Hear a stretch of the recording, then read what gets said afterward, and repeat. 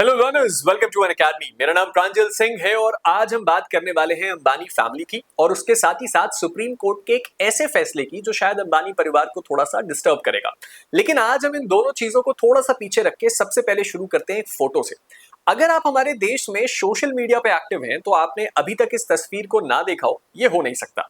ये तस्वीर है अंबानी फैमिली की अपने प्राइवेट जू की और आज का जो ये पूरा वीडियो है और आज का जो ये पूरा केस है ये उनके उसी प्राइवेट जू वनतारा के ऊपर बेस्ड है, जहां पे सुप्रीम कोर्ट ने कुछ इंपॉर्टेंट स्टेप्स उठाए हैं जिसको आज के इस वीडियो में हम देखने वाले हैं। लेकिन इससे पहले कि हम जरा आगे बढ़े और समझने की कोशिश करें कि सुप्रीम कोर्ट ने क्या स्टेप्स उठाए, सबसे पहले ये देखना जरूरी है कि ये वनतारा जू है क्या।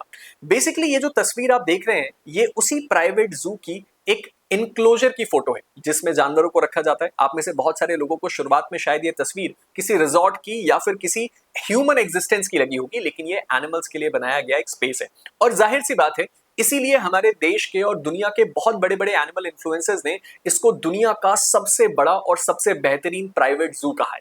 प्राइवेट जू क्यों? क्योंकि ये केवल अंबानी फैमिली के द्वारा ओन किया जाता है, ये पब्लिक के लिए ओपन नहीं है।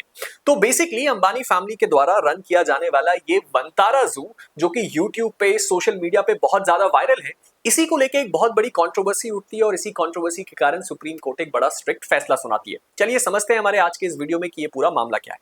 अगर हम इस मामले के बैकग्राउंड पे जाएं तो जो रिलायंस है वो ओन करता है Vantara zoological rescue and rehabilitation centre, और जो इसका नाम है रेस्क्यू एंड रिहैबिलिटेशन सेंटर, पूरी प्रॉब्लम की शुरुआत भी वहीं से है। तो बेसिकली वनतारा एक प्राइवेट जू है जो अंबानी फैमिली है उसको ओन करती है। तो यहाँ पे आइडिया और कॉन्सेप्ट ये है कि वो एनिमल्स जिनको जरूरत है रेस्क्यू करने की, जो कैप्टिविटी में है या जिनको लोग मार के खा जाएंगे या जिनका शिकार किया जाएगा, उनको वनतारा रेस्क्यू करता है और अपने इस शेल्टर होम में अच्छी तरीके से रखता है और उनको ए ग्रेड फैसिलिटीज देता है, जो कि पूरी दुनिया के एनिमल इन्फ्लुएंसर्स कहते हैं कि दुनिया में सबसे बेस्ट है। अब इस सिचुएशन में यहाँ पे ये जो वनतारा जू है वो जामनगर गुजरात में सिचुएटेड है और रिसेंटली वहां पे एनिमल्स जो रखे गए हैं उनको लेके कुछ कंट्रोवर्सी सामने आने लगी, स्पेशली एलिफेंट्स को लेके। अब इन्हीं में से एक एलिफेंट थी महादेवी। तो महादेवी एक ऐसी एलिफेंट थी जिसको किसी दूसरे स्टेट में कैप्टिविटी में रखा गया था। वनतारा ने उसको रेस्क्यू किया और वनतारा में जगह दी। अब इस सिचुएशन में ऐसा आरोप लगने लगा कि ये जो तरीका है एनिमल्स को जिस तरह से रेस्क्यू करने का, वो दबाव बनाने का है, जबरदस्ती है, और उसके साथ ही साथ इन एनिमल्स के साथ गलत तरीके का व्यवहार हो रहा है वनतारा में।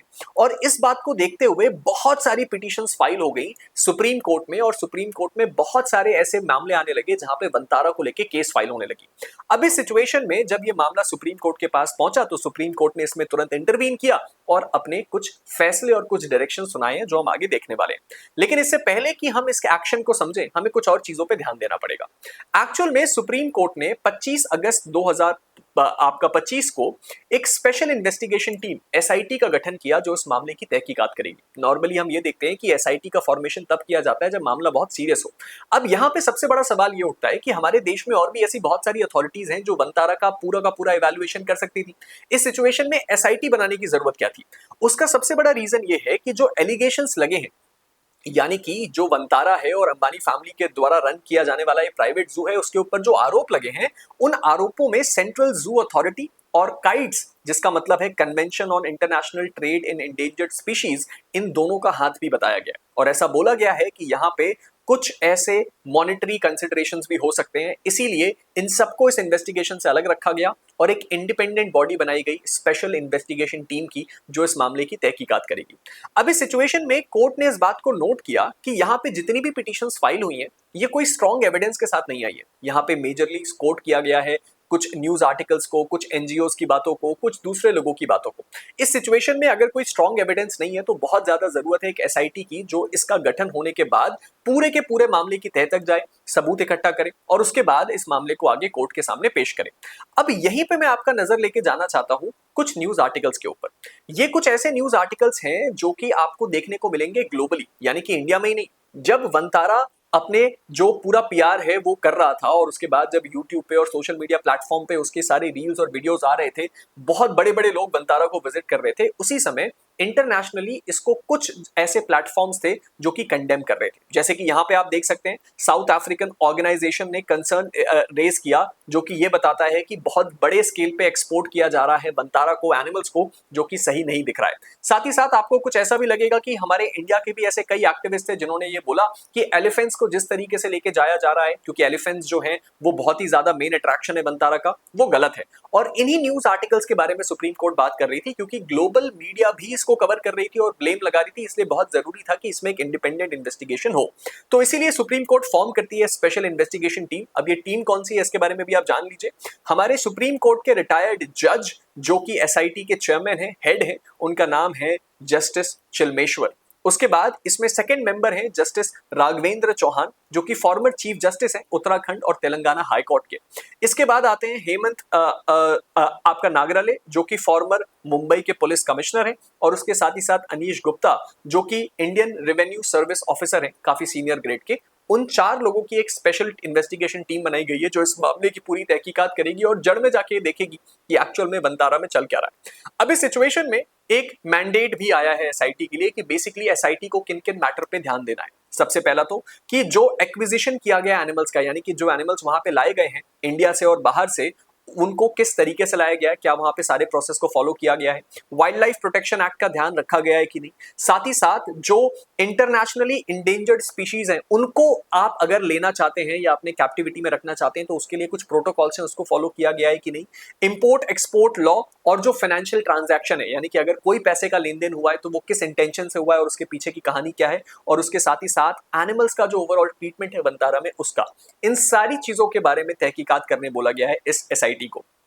अब जैसे ही सुप्रीम कोर्ट का ये फैसला आता है, वंतारा की तरफ से भी एक रिस्पॉन्स आता है। वंतारा सुप्रीम कोर्ट के इस पूरे फैसले को अटमोस्ट रिगार्ड के साथ एक्सेप्ट करता है। साथ ही साथ वो ये भी बोलता है कि जितने भी ट्रांसपेरेंसी रखी जाएगी वो सब हर तरह की, हर लेवल की ट्रांसपेरेंसी को मेंटेन किया जाएगा।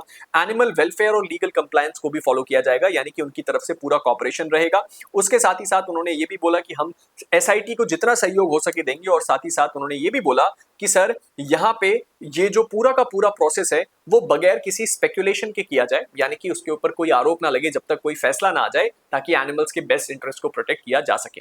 तो यहीं तक का था हमारा अपडेट। अब ये एसआईटी क्या फैसला करती है, एसआईटी को क्या सबूत मिलते हैं फेवर में, अगेंस्ट में, वो हम आपको जल्द बताएंगे। लेकिन आपको इस मसले पे क्या लगता है आप नीचे कमेंट सेक्शन में जरूर बताइएगा।